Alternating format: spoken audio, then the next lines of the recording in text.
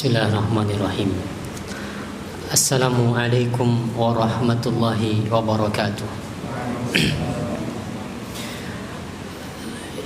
Innal hamdalillah nahmaduhu wa nasta'inuhu wa nastaghfiruh wa na'udzu billahi min shururi anfusina wa sayyiati a'malina.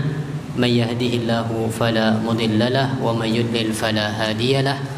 وأشهد أن لا إله إلا الله وحده لا شريك له وأشهد أن محمدا عبده ورسوله صلى الله عليه وعلى آله وصحبه وسلم.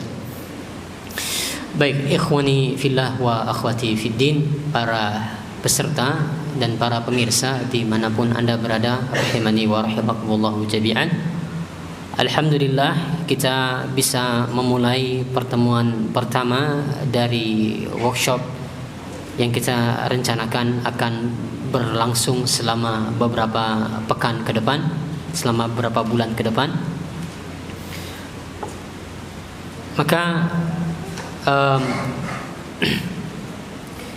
kita akan membahas tentang konsep produktivitas Muslim, sebuah tema yang menjadi concern saya, menjadi kajian dan perhatian saya dalam beberapa tahun belakangan.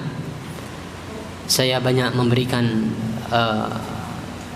pelatihan, ya bukan pelatihan tapi modelnya pengajian sebenarnya, tentang di beberapa perusahaan, di beberapa bisnis, tentang bagaimana caranya meningkatkan produktivitas para kaum muslimin yang ada di perusahaan tersebut. Termasuk juga sudah saya praktekkan di bisnis yang saya miliki sendiri, berupaya untuk meningkatkan produktivitas dari karyawan yang saya miliki. Dan ini juga sebenarnya bagian dari buku yang sedang saya rampungkan, ingin diterbitkan segera. Makanya kita sudah janjikan sebenarnya kepada para peserta sekalian akan dibagikan modul bagi yang mendaftar. Namun qadarullah, karena satu dan lain hal belum sempat kita bagikan pada kesempatan sore hari ini. Jadi nanti modelnya kita akan bagikan semacam maps atau binder. Nah, di binder itu nanti akan kita berikan modul setiap pekan. Jadi modelnya akan ditambah setiap pekan. Dia bukan modul fix dari awal sampai akhir, tapi instead kita bagikan setiap pekan. Rencananya kita bagikan di awal, namun kami mohon maaf, saya dan panitia mohon maaf, belum bisa kita bagikan pada pertemuan kali ini. Namun sebagai gantinya nanti insyaallah silahkan disimak. Yang akhwat sudah ready Aldi layarnya? Oke. Yang ikhwan silahkan mungkin agak diorientasikan menghadap ke sini nanti, karena sepanjang acara nanti saya akan mencoba menjelaskan dengan mind mapping di layar yang telah dimunculkan. Baik, sebagai pengantar terlebih dahulu, kita berkeyakinan bahwasanya Islam adalah agama yang sempurna, agama yang disempurnakan oleh Allah Subhanahu wa taala. Kata Allah, "Al-yauma akmaltu lakum dinakum."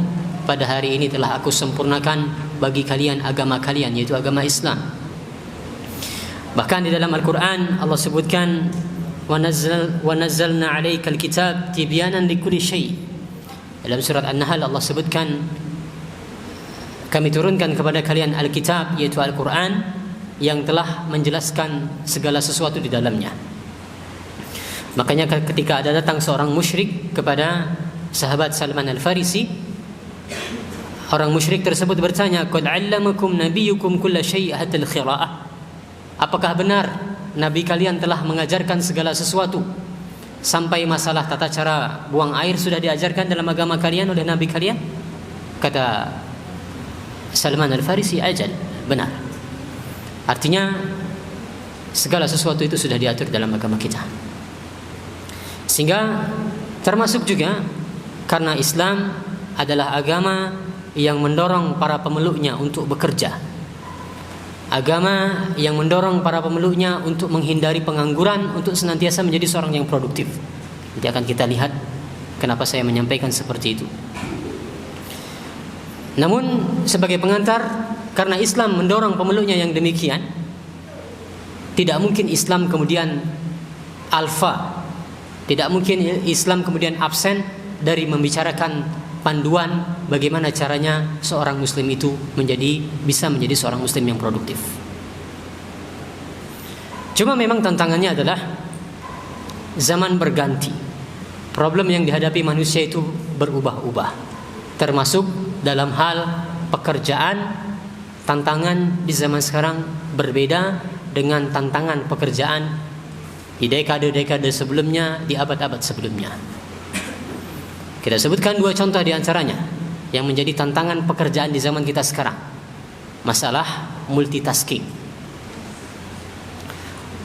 Tidak pernah manusia sebelumnya mencapai level multitasking sebagaimana multitaskingnya kita di zaman sekarang. Ya, disebabkan oleh kemajuan teknologi, kemajuan informasi, sangat memudahkan kita, memfasilitasi kita semua untuk bekerja multitasking. Bahkan zaman sekarang orang dalam waktu yang sama bisa dapat 2 gelar, ya. 4 tahun kuliah bisa di 2 tempat sekaligus. Mungkin tidak di zaman ini sekarang seperti itu. Sangat memungkinkan dengan banyaknya kuliah jarak jauh sekarang, kuliah online dan seterusnya. Ya. Sangat memungkinkan. Baru satu contoh, belum lagi multitasking dalam dunia kerja dan seterusnya. Sehingga ini tantangan yang berbeda, ya, belum ditemui pada zaman-zaman sebelumnya. Nah, ini akan kita bahas pada waktunya nanti, masalah multitasking. Bagaimana sebenarnya Islam memandang masalah multitasking? Ini sesuatu yang dianjurkan ataukah tidak? Ya, ini sesuatu yang dianjurkan ataukah tidak? Insyaallah pada waktunya akan kita bahas. Namun ini contoh tantangan yang pertama. Tantangan yang kedua adalah yang baru kita dapati di zaman ini, yaitu tantangan bekerja secara jarak jauh tanpa ada tatap muka, atau di antara bentuknya adalah WFH. Di sana muncul tantangan-tantangan turunannya, semacam masalah mengelola rasa malas, masalah mengelola bagaimana pergerakan fisik kita. Satu sisi ada kemudahan, namun di sisi lainnya muncul tantangan-tantangan yang baru yang belum ada pada zaman sebelumnya. Maka intinya, berubah zaman, berubah tantangan. Islam tidak mungkin alfa dari memberikan panduan atas problem-problem yang dihadapi oleh umat manusia dalam rangka memberlanjutkan kehidupan mereka. Tidak mungkin. Ya. Islam, ya, di antara maqasidus syariah yaitu hifzun nasl, hifzul aql, ya, menjamin berlangsungnya kelestarian manusia. Di antara tujuan Allah menggariskan syariat Islam. Namun memang tantangannya adalah, kita tahu Islam sudah mengatur hal-hal tersebut. Tantangannya adalah untuk menerjemahkannya dan mengkontekstualisasikannya. Itulah yang akan saya coba gali, akan coba saya sampaikan di buku yang sedang saya sempurnakan, dan akan saya sampaikan kepada teman-teman sekalian di sini. Bagaimana sebenarnya Islam menjawab tantangan-tantangan masalah yang berkaitan dengan produktivitas seorang manusia. Kemudian yang kedua, saya ingin menyampaikan di awal apa perbedaan antara konsep produktivitas yang akan kita bahas selama beberapa pekan ke depan dengan teori-teori produktivitas yang sudah banyak dibahas dalam berbagai disiplin di zaman modern ini. Saya tidak tahu kalau di Fakultas Bisnis dan Ekonomi ada yang belajar teori produktivitas itu di jurusan apa saja? Manajemen ada? Ada, di manajemen ada teori produktivitas. Apa lagi jurusan yang belajar teori produktivitas? Di psikologi ada, ya. Psikologi ada produktivitas. Ya, kebanyakan buku-buku yang pernah saya baca masalah teori produktivitas itu backgroundnya adalah dari psikologi. Nah, maka di sini saya akan coba gariskan di awal apa bedanya yang akan kita bahas selama beberapa pekan ke depan dengan teori-teori modern tersebut, dengan teori-teori yang sudah tersebar di dalam banyak textbook. Baik, akan saya coba gambarkan.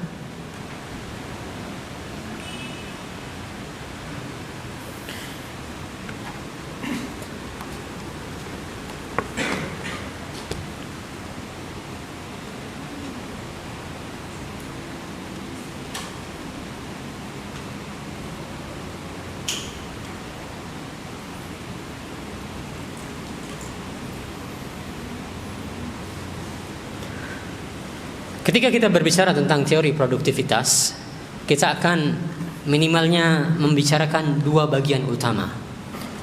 Yang pertama, kita akan berbicara tentang goal, tujuan. Apa tujuan ketika kita membahas teori produktivitas? Yaitu kita ingin meningkatkan produktivitas. Ya, goalnya adalah meningkatkan produktivitas.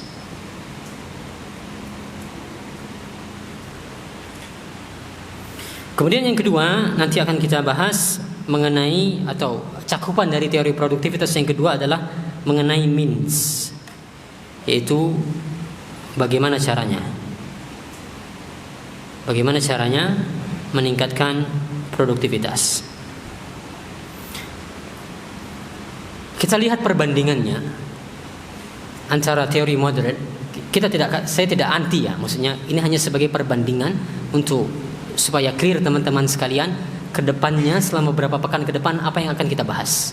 Saya tidak menunjukkan kita anti dengan hal-hal yang saya sebutkan terkait teori modern atau teori postmodern, tidak. Namun sebagai perbandingan, yang pertama kita lihat mengenai goal teori modern dengan Islam.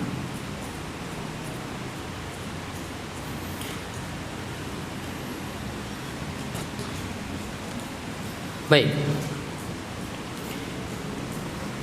Perbedaan yang pertama terkait goal adalah teori-teori modern itu dalam semua buku-buku yang pernah saya baca atau referensi-referensi yang pernah saya rujuk itu ya jelas ya, indikatornya, karena ketika kita berbicara tentang meningkatkan produktivitas pasti kita akan berbicara tentang indikator.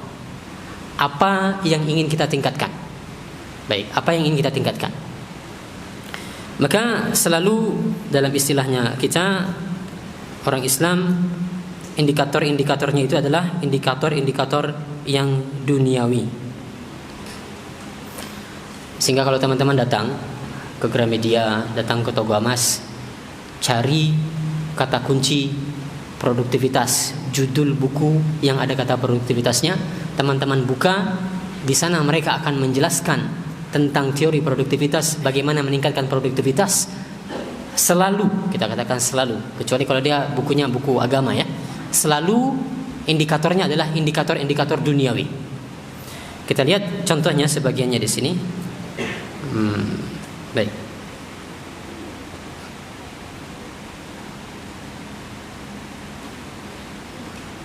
Nah, ini saya sebutkan contohnya di sini. Saya kutipkan dari Longman Business Dictionary. Contoh indikator duniawi yang saya sebutkan. Di situ disebutkan yang namanya produktivitas adalah the rate at which goods are produced and the amount produced in relation to the work, time, money needed to produce them. Oke? Jadi tingkat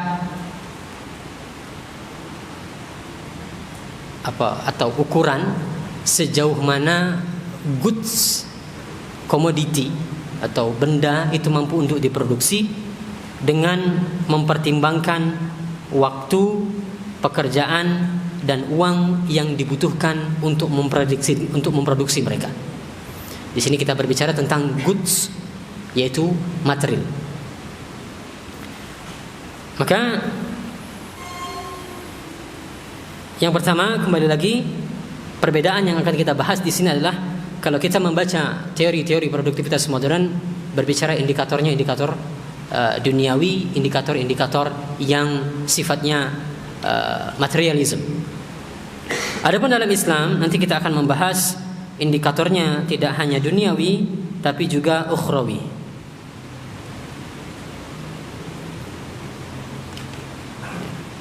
Ya, tidak usah bingung dulu, nanti akan kita rincikan. Kita stop sampai di situ terlebih dahulu.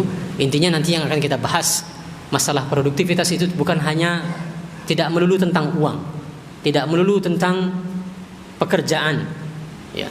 Tapi itu termasuk, tapi tidak terbatas pada hal-hal tersebut. Ya, tidak terbatas pada perkara-perkara duniawi saja. Nanti kita lihat pembahasan setelah ini lebih detailnya. Nah, kemudian nanti yang paling banyak kita akan membahas adalah di bagian yang kedua ini, masalah means-nya. Bagaimana caranya kita meningkatkan produktivitas. Kita akan coba bandingkan ya dari berbagai teori produktivitas yang pernah saya baca dari ilmu modern. Ada dua karakter utama yang membedakan antara teori produktivitas modern dan postmodern dengan teori produktivitas Islam yang coba saya gali. Yang pertama adalah masalah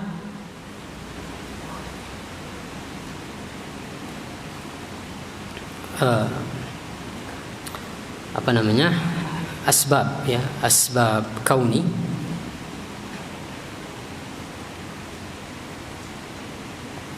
Kalau Islam itu lebih ke arah asbab syar'i, atau yang akan kita bahas ke depannya adalah masalah asbab syar'i. Jadi akan kita bahas ini pada pertemuan berikutnya, tapi sebagai pengantar terlebih dahulu. Dalam agama kita, di dalam kitab-kitab akidah biasanya, kitab-kitab tauhid juga dibahas, ada pembahasan masalah sebab dan akibat. Jadi sebab di dalam agama kita itu ada dua sebab. Ada sebab kauni dan ada sebab syar'i. Apa itu sebab kauni? Sebab-sebab yang sifatnya dia tangible, sesuatu yang bisa kita ukur, sesuatu yang bisa kita lihat.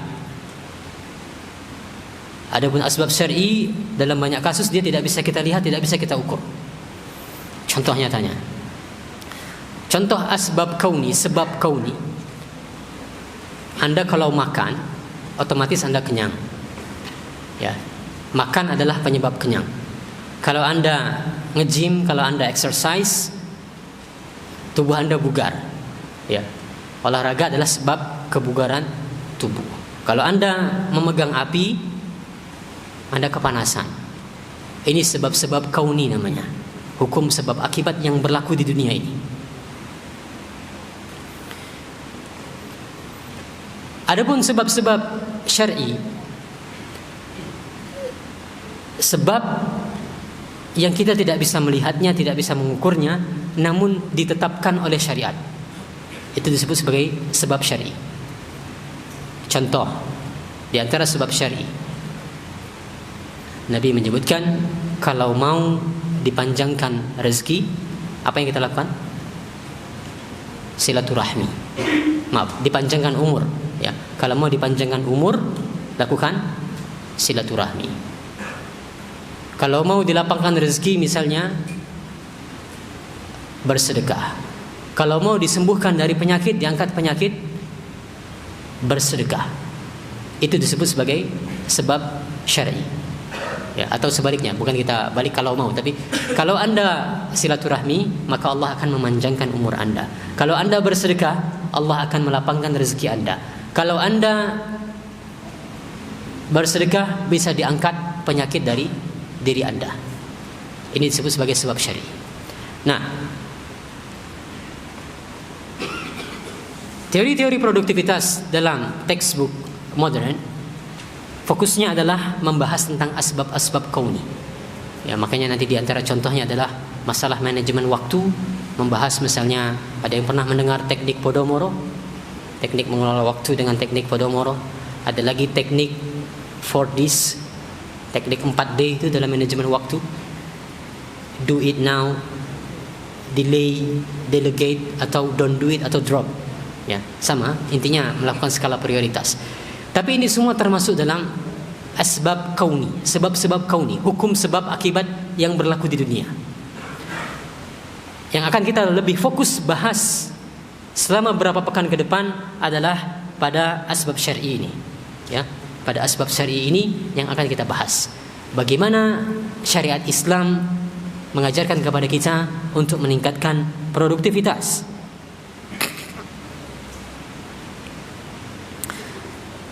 Kita lihat contohnya ya, supaya teman-teman paham terlebih dahulu.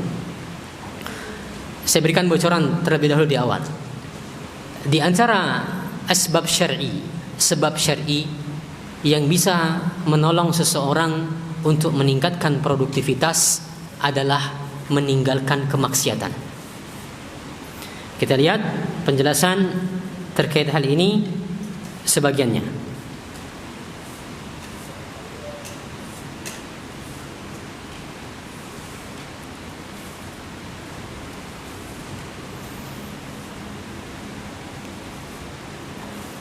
Baik.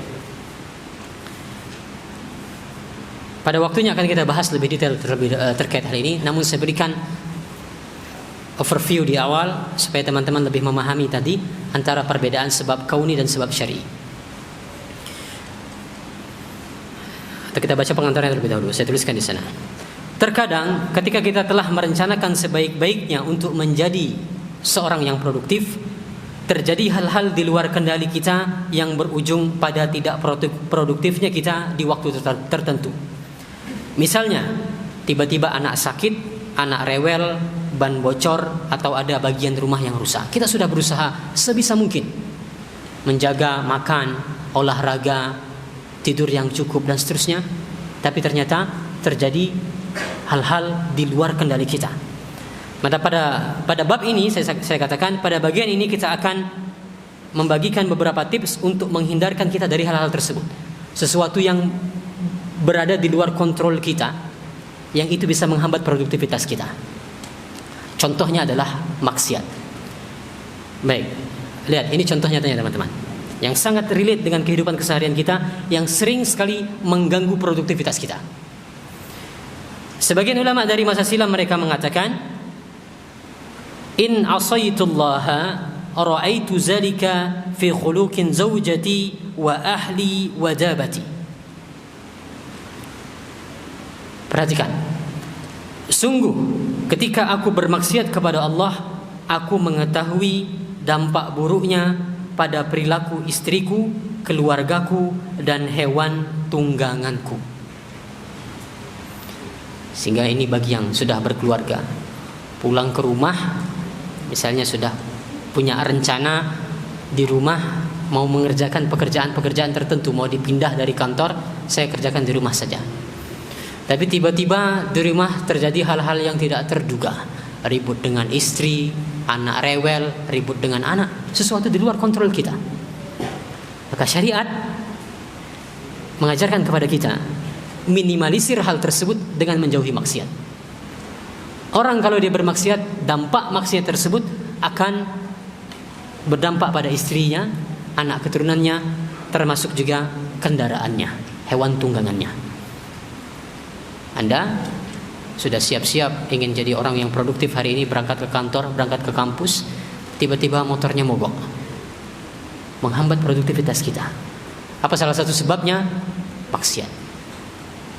Makanya kemudian contohnya di sini saya tuliskan. Abu Utsman An-Naisaburi saat dia berjalan ke masjid untuk sholat Jumat, dia mengalami musibah berupa putus tali sendalnya. Perjalanannya ke masjid terhambat beberapa saat karena harus memperbaiki tali sandalnya terlebih dahulu. Ya, niatnya mau produktif, mau banyak ngaji, mau banyak sholat di masjid, tapi terhalangi dari hal tersebut.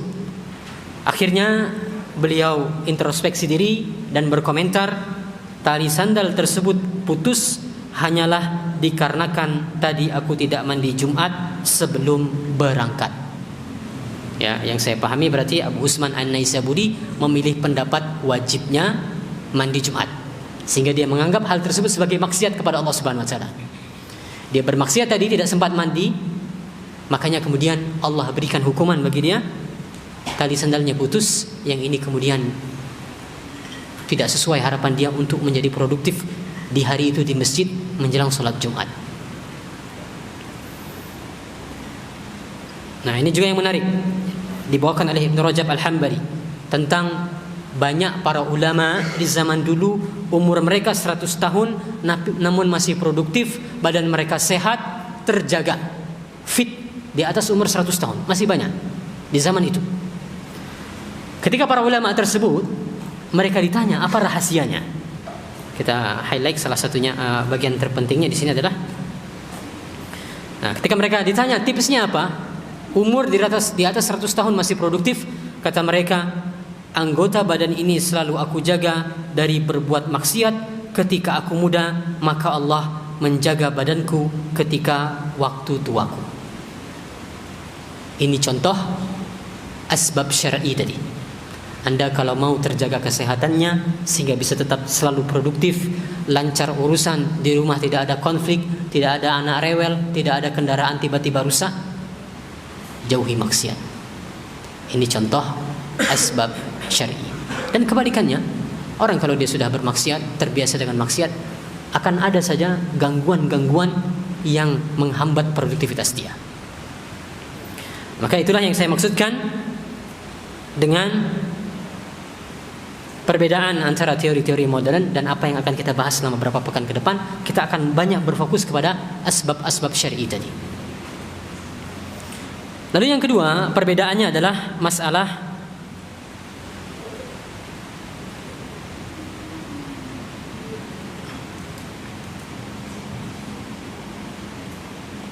mudarat yang dihasilkan.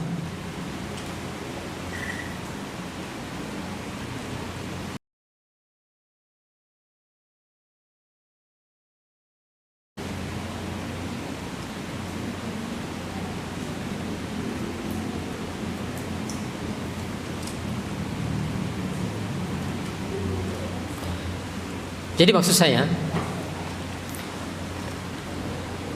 teori-teori produktivitas yang berasal dari beberapa abad yang lalu terbukti efektif untuk meningkatkan produktivitas kalau hanya dilihat dari satu sisi.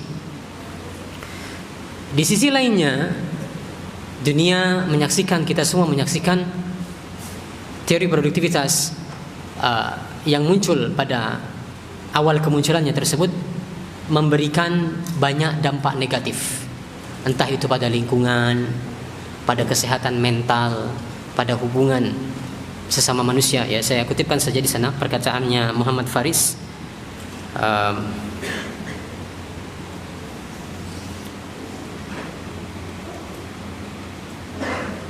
Baik.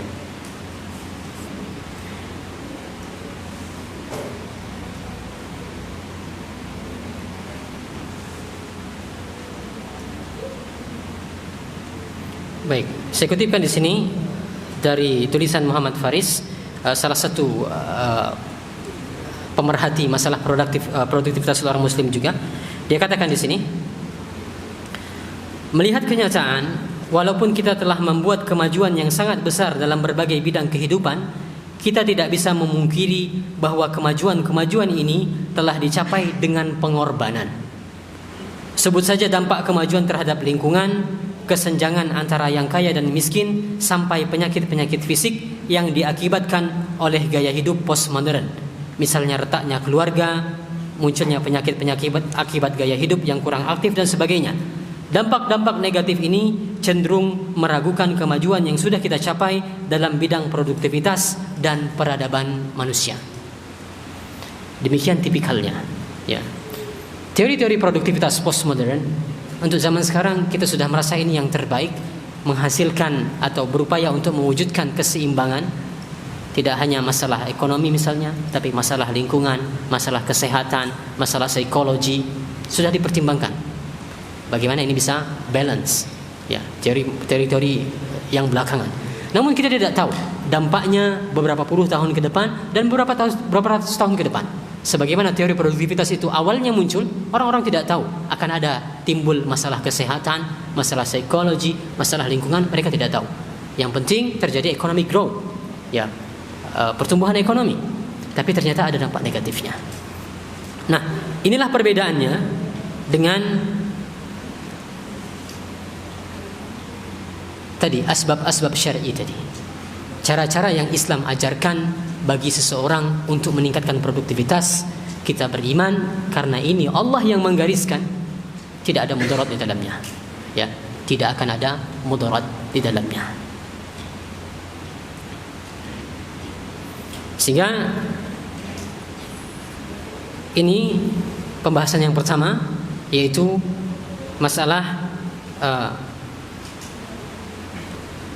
positioningnya, ya. Apa bedanya yang kita bahas selama beberapa pekan ke depan dengan teori-teori produktivitas yang barangkali sebagian teman-teman di sini lebih paham, ya, dalam ilmu manajemen atau dalam ilmu-ilmu yang lainnya, teman-teman mungkin lebih paham dalam hal tersebut. Baik, kita karena namanya workshop mungkin kita interaktif saja. Sebelum saya lanjutkan, ada pertanyaan terlebih dahulu terkait apa yang sudah saya sampaikan saja dari ikhwan.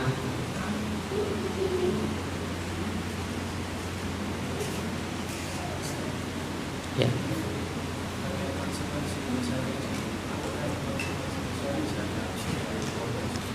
Apakah konsekuensinya bisa dihapus dengan taubat? Baik. Dampak maksiat terhadap produktivitas, ya, atau dampak-dampak yang lainnya dari maksiat, apakah hal tersebut bisa diobati dan ditambal dengan taubat? Jawabannya iya. Sebagaimana kata Ali bin Abi Thalib, tidaklah turun musibah kecuali karena maksiat, dan tidaklah diangkat musibah tersebut kecuali karena taubat. Perkataan Ali bin Abi Thalib. Ya, tidaklah turun musibah, atau bukan musibah, bala, ya. Tidaklah turun bala, cobaan, kecuali karena sebabnya maksiat, dan tidaklah diangkat bala tersebut kecuali karena taubat. Sehingga jawabannya bisa.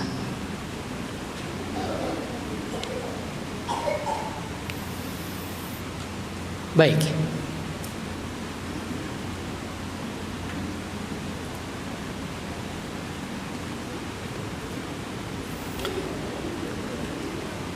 Kita berpindah sekarang.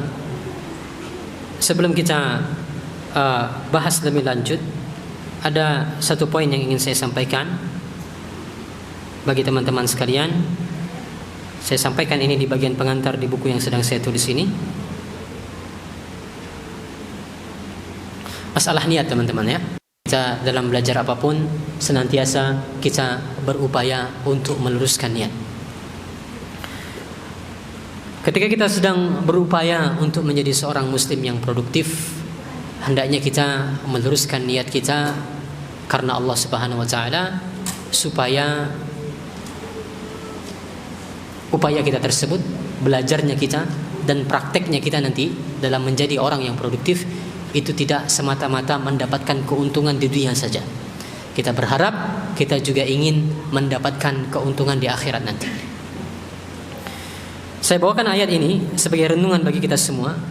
Kata Allah Subhanahu wa taala dalam surat An-Nisa, "In takunu ta'lamuna fa innahum ya'lamun kama ta'lamun wa tarjuna minallahi ma la yarjun." Kalau kamu menderita kesakitan, maka sesungguhnya mereka pun menderita kesakitan pula sebagaimana kamu menderitanya. Jadi konteksnya ayat ini pasca kejadian perang Uhud. Kita tahu banyak kaum muslimin yang terbunuh pada perang Uhud, banyak yang terluka. Kedua belah pihak menelan korban, kedua belah pihak merasakan kesakitan. Maka kata Allah Subhanahu wa taala, kalau kalian luka, kalau kalian menderita, mereka juga menderita. Orang-orang kafir juga menderita. Jadi sama-sama menderitanya, sama-sama lukanya. Tapi apa bedanya? Kata Allah Subhanahu wa taala, wa tarjuna minallahi ma la yarjun. Sedangkan kamu mengharap daripada Allah yang tidak mereka harapkan. Kaum muslimin dari lukanya, dari lelahnya mereka, dari capeknya mereka mengharapkan pahala di sisi Allah Subhanahu wa taala pada hari kiamat nanti. Adapun orang-orang kafir, mereka tidak mendapatkan hal tersebut. Maka sebagai contoh untuk hal ini, ada yang pernah bekerja bersama orang-orang Jepang. Masya Allah, orang-orang Jepang itu luar biasa etos kerjanya, termasuk juga dalam masalah produktivitasnya, anti nganggur, ya. Lebih-lebih dalam masalah etos kerja. Makanya Anda dapati mereka rela berangkat ke kantor, tidak sarapan, tidak sikat gigi, rambut acak-acakan, baju acak-acakan, dalam rangka supaya tidak mau terlambat, ya, tidak mau dicap negatif oleh orang-orang. Mereka punya semacam kondisi sosial tertentu. Kalau terlambat, ini dianggap orang yang jelek. Maka mereka punya standar yang sangat tinggi dalam hal etos kerja. Salah satunya dalam masalah menepati waktu, ya. Mereka punya standar yang tinggi sampai rela, sebagaimana saya sebutkan tadi.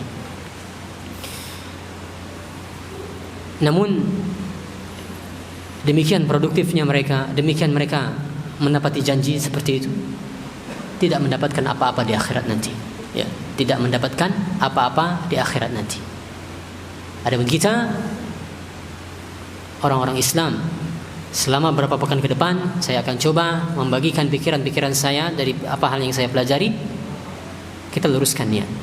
Kita mengharap pahala di akhirat nanti dari Allah Subhanahu wa taala, dari upaya kita untuk meningkatkan produktivitas kita, sehingga keuntungan yang kita harapkan itu tidak semata-mata keuntungan duniawi saja, tapi kita juga mengharapkan ingin mendapatkan keuntungan di akhirat nanti berupa pahala dari Allah Subhanahu wa taala. Baik, masih ada waktu. Kita akan berpindah sekarang mengenai goal tadi yang saya sebutkan.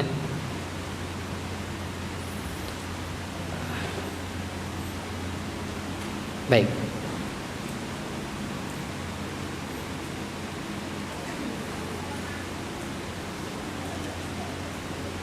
Baik, kita akan baca terlebih dahulu definisi produktif ya. Apa sebenarnya definisi dari produktif? Saya sebutkan sebagiannya di sini.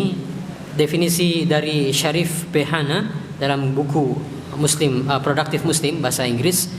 Beliau mendefinisikan yang namanya produktif adalah maksimalisasi potensi manusia untuk mencapai target-target dan mendapatkan yang diinginkan dari sebuah tindakan. Kalau dalam Kamus Besar Bahasa Indonesia, definisi produktif adalah mendatangkan sesuatu, yaitu memberi hasil, manfaat, dan sebagainya. Dalam Kamus Besar Bahasa Indonesia, definisi produktif. Maka di sini akan saya kontekstualisasikan apa yang kita maksudkan sebagai seorang muslim yang produktif. Saya katakan di sana, kita akan menggunakan konsep dasar yang sama dengan konsep awal produktivitas, yaitu kemampuan untuk menghasilkan sesuatu, memproduksi sesuatu.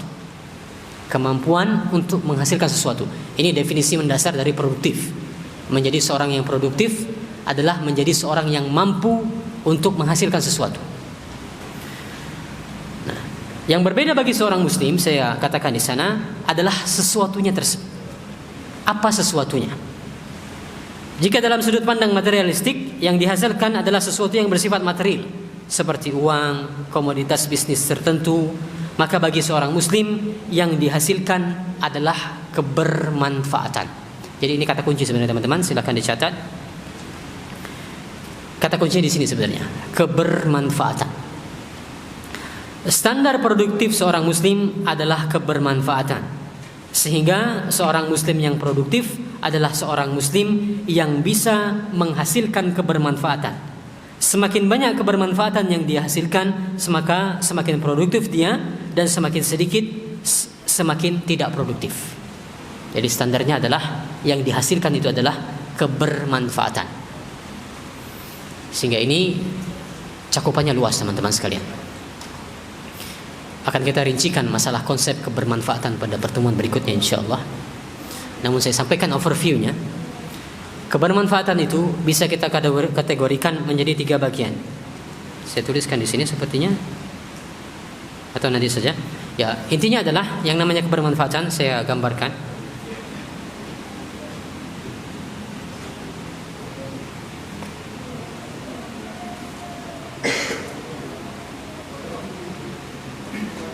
Cakupan kebermanfaatan yang pertama adalah kebermanfaatan duniawi dan ukhrawi. Ini yang akan kita bahas.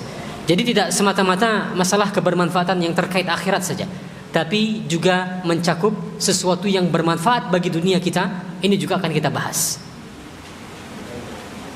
Lalu yang kedua, kebermanfaatan banyak orang dan diri sendiri. Lalu yang ketiga adalah kebermanfaatan zahir atau fisikal dan batin. Ya, jadi yang namanya kebermanfaatan itu luas maknanya. Sehingga dari sini kalau ada yang bertanya, apakah ketika saya nanti berupaya untuk menjalankan cara-cara syar'i tadi untuk meningkatkan produktivitas, hal tersebut akan berlaku bagi saya dalam saya mencari uang, dalam saya mengerjakan skripsi, dalam saya mengerjakan pekerjaan-pekerjaan duniawi lainnya? Maka jawabannya iya, selama pekerjaan tersebut adalah pekerjaan yang bermanfaat.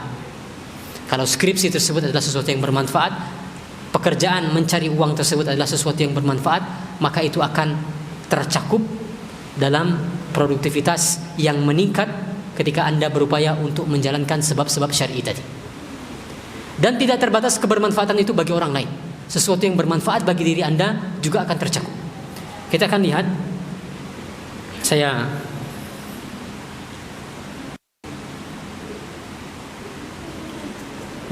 bawakan di sana beberapa dalil. Di antara dalil yang menunjukkan bahwasanya standar produktivitas seorang muslim adalah kebermanfaatan adalah hadis berikut.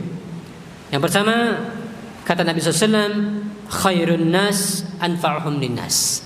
Lihat, yang menjadi indikator sebaik-baik manusia adalah kebermanfaatan.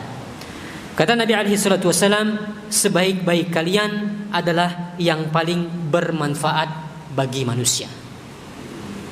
Orang yang baik itulah orang yang bermanfaat. Semakin meningkat kebermanfaatan dia, maka semakin meningkat pula kebaikan dia. Maka ini dalil utama yang namanya standar produktivitas bagi seorang muslim. Apa yang ingin dia capai, ingin dia produksi adalah kebermanfaatan. Yang kedua, saya sebutkan di sana ketika Abu Dzar radhiyallahu anhu baru masuk Islam, di antara hal yang disampaikan oleh Rasulullah SAW kepadanya adalah, fahal anta muballighun anni qaumaka la'alla Allah azza wa jalla ay yanfa'ahum bika wa ya'juruka fihim. Lihat, baru masuk Islam, yang diarahkan oleh Nabi SAW kepada Abu Dzar adalah, apakah engkau bisa menyampaikan kepada kaummu tentang dakwahku? Semoga Allah Subhanahu wa taala memberi manfaat kepada mereka dengan dakwah yang engkau sampaikan tersebut.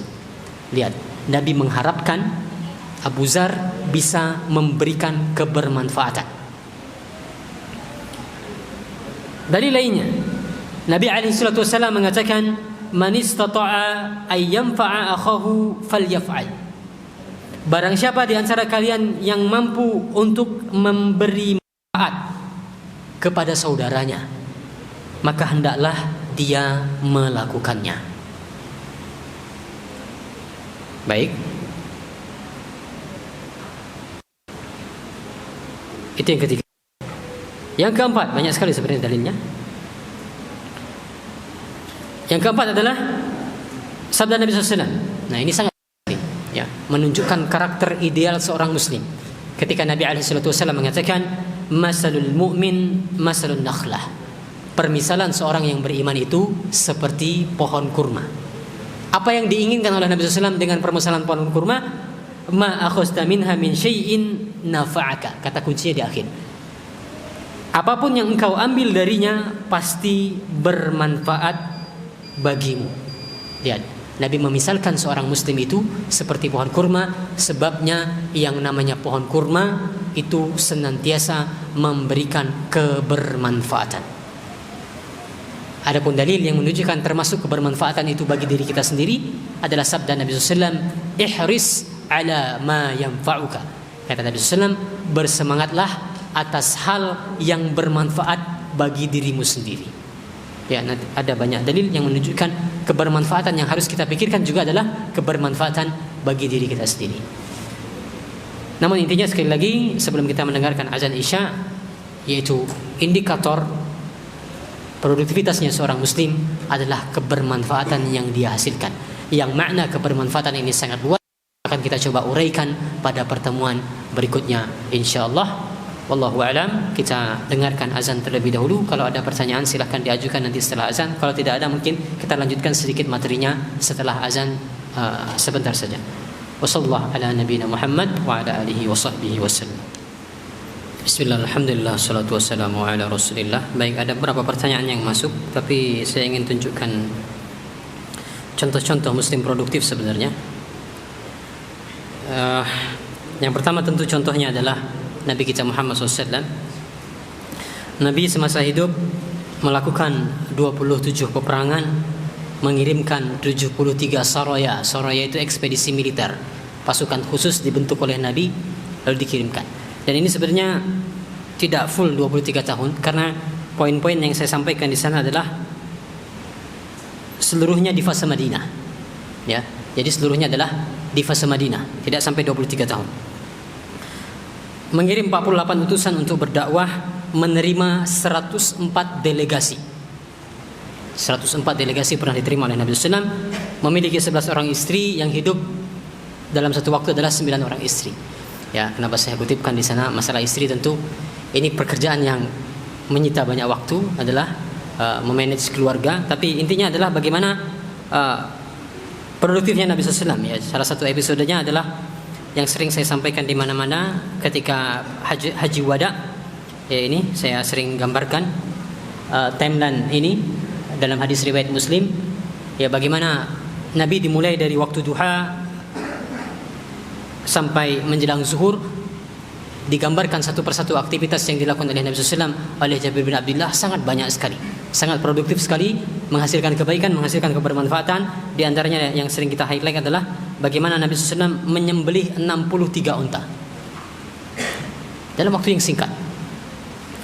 Contohnya bagaimana Ibnu Syahin, bahwasanya beliau telah menyusun 330 karya ilmiah. At-Tafsirul Kabir 1000 jilid, Al-Musnad 1300 jilid, At-Taghrikh 150 jilid, Az-Zuhud 100 jilid. Kalau yang paling banyak contohnya sebenarnya dalam hal berkarya, dalam hal tulis menulis, ini luar biasa para ulama itu. Contohnya Ibnul Jauzi, ya. Ibnul Jauzi menulis 2000 jilid buku. Penulis terbesar dalam sejarah Islam adalah Ibnu Jarir At-Tabari, meninggalkan tulisan sebanyak 351.000 lembar. Kalau dirata-ratakan satu hari Ibnu Jarir At-Tabari menulis 40 lembar. Di zaman dulu, bukan zaman kita sekarang. Zaman alat tulis menulis tidak seperti sekarang. Baik, kalau ada waktu insyaallah akan kita bahas lebih lanjut terkait hal ini. Kita berpindah sekarang ke beberapa pertanyaan yang masuk. Pertanyaan yang pertama, apakah tidak masalah menggabungkan aspek modern dan aspek Islam, asbab kauni dan juga asbab syar'i? Jadi ini yang saya katakan tadi, saya tidak anti dan tidak menentang, ya. Saya tidak anti dan tidak menentang dan tidak mengatakan hal tersebut tidak penting. Tapi maksud saya adalah ini sudah banyak dibahas, ya, di buku-buku modern sudah banyak dibahas. Bukan itu yang kita bahas, bukan itu lagi yang kita bahas. Nanti kita akan bahas masalah manajemen waktu. Namun bukan teknik Podomoro seperti apa, teknik Fordist itu seperti apa, tidak. Tapi bagaimana landasan mendasar kenapa kita perlu memanage waktu dan garis besarnya, ya. Bagaimana berbagai ayat dan hadis menunjukkan, memberikan arahan bagaimana harusnya kita dalam memanage waktu. Saya sebutkan salah satu contohnya nanti yang kita jadikan panduan dalam manajemen waktu. Di antara langkah dalam manajemen waktu adalah kita harus pandai melihat waktu non produktif. Nah, ini nanti berkaitan dengan multitasking. Kalau Anda bertanya, boleh tidak kita multitasking dalam sudut pandang Islam? Jawabannya tergantung pekerjaannya apa. Untuk waktu-waktu non produktif, pekerjaan-pekerjaan non produktif, silahkan Anda multitasking.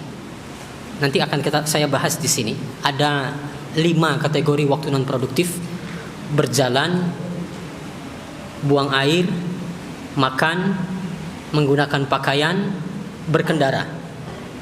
Kita dapati dalam banyak kasus Nabi, para sahabat dan orang-orang saleh terdahulu, mereka melakukan multitasking untuk 5 pekerjaan ini. Atau bukan multitasking, ya, tapi ya multitasking juga, tapi sebagian waktu non produktif ini dipersingkat sebisa mungkin, lalu ditambah pekerjaan yang lainnya. Contoh dalam multitasking terkait pekerjaan ini, misalnya kita dapati nanti banyak sekali riwayat para ulama sambil berjalan selesai baca satu buku, selesai mengajarkan satu juz dari satu buku sambil berjalan. Karena mereka menganggap cuma berjalan semata-mata tidak ada apa-apa, maka ini sesuatu yang tidak produktif. Contoh lainnya adalah masalah makan.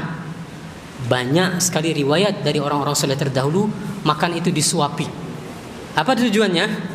Supaya bisa sambil mengajar, supaya bisa sambil menulis, mencatat, menulis buku. Bagi mereka makan itu pekerjaan yang tidak produktif. Bahkan kakeknya Syekhul Islam Ibn Taimiyah punya kebiasaan, kalau beliau masuk WC, buang air, minta seseorang membacakan buku di luar agar tidak melongo dalam toilet. Lihat, ya. Ini nanti kita bahas dalam masalah multitasking itu sebenarnya seperti apa. Namun kembali lagi ke pertanyaannya, kita tidak anti, ya. Kita tidak anti, bisa dipadukan silahkan. Namun maksud saya yang menjadi fokus pembahasan kita adalah asbab syar'inya, ya.